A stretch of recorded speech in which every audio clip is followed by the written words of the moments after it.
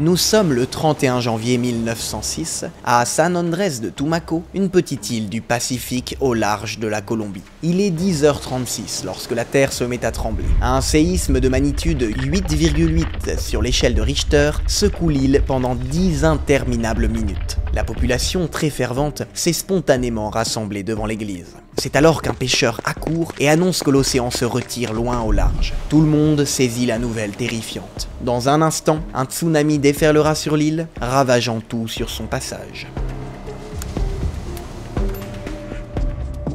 Le séisme a été ressenti tout le long de la côte pacifique de l'Amérique centrale et jusqu'en Californie, mais aussi au Japon. À Tumaco, les dégâts sont considérables. Mais le pire est à venir, car il est impossible de fuir la catastrophe du raz-de-marée qui se prépare. Tumaco est une île absolument plate, et son point culminant se situe à une hauteur de 2 mètres au-dessus du niveau de la mer. Conscients qu'il ne reste humainement aucun espoir d'échapper à la mort, les gens sont saisis de panique. Le curé, le père Larundo, se tourne alors vers le ciel pour demander de l'aide. Il prie et comprend que le seul barrage à opposer au cataclysme est l'Eucharistie, le corps de Jésus présent dans une hostie consacrée. Il entre dans l'église, se rend au tabernacle, pas totalement convaincu. Il saisit tout de même la grande hostie consacrée qui sert au salut du Saint-Sacrement, sans prendre le temps de la placer dans l'ostensoir. Il affirmera qu'à cet instant, une paix surnaturelle l'emplit, le convainquant qu'il tient réellement entre les mains le corps du Christ et que celui-ci peut opérer n'importe quel miracle. Se tournant alors vers ses paroissiens, il s'écrie « Allons tous à la plage, mes enfants, et que Dieu ait pitié de nous ». Suivi de toute la population, le curé, brandissant le Saint-Sacrement, part en procession vers la plage.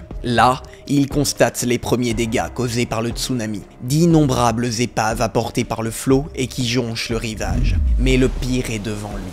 À quelques centaines de mètres de Tumaco, une vague gigantesque, haute de plus de 10 mètres, se rue vers le rivage. Instinctivement, les gens reculent, laissant les prêtres seuls debout face au flot qui va les engloutir.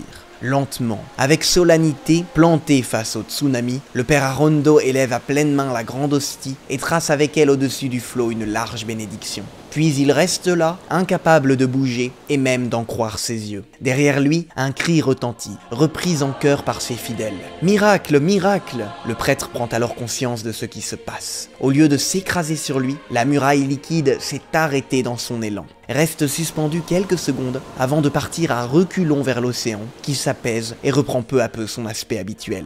L'hostie est rapportée à l'église, au milieu des chants d'action de grâce, mise dans l'ostensoir et exposée aux fidèles jusqu'à tard dans la nuit. Ailleurs, le tsunami a laissé des dégâts considérables. À Panama, par exemple, les rues ont été dévastées, les navires propulsés hors du port et retrouvés dans le centre de la ville. On comptabilise au moins 1 millier de morts en Colombie et en Équateur. Sur des centaines de kilomètres, la vague n'a rien épargné, excepté Tumaco. Cette île, plane, au large de la Colombie, était pourtant un des points les plus exposés, l'endroit entre tous où le tsunami devait logiquement faire les pires ravages. À ce jour, le miracle eucharistique de Tumaco reste l'un des plus spectaculaires de l'histoire du catholicisme. Il fit rapidement le tour du monde, de sorte que le père Larundo recevra pendant des mois un énorme courrier venu de partout, demandant des détails et la confirmation de l'événement. Aujourd'hui encore, la plage où le miracle a eu lieu est toujours connue comme plage du miracle. L'archidiocèse de Tumaco a solennellement célébré le centenaire de l'événement en 2006 et le commémore à chaque anniversaire.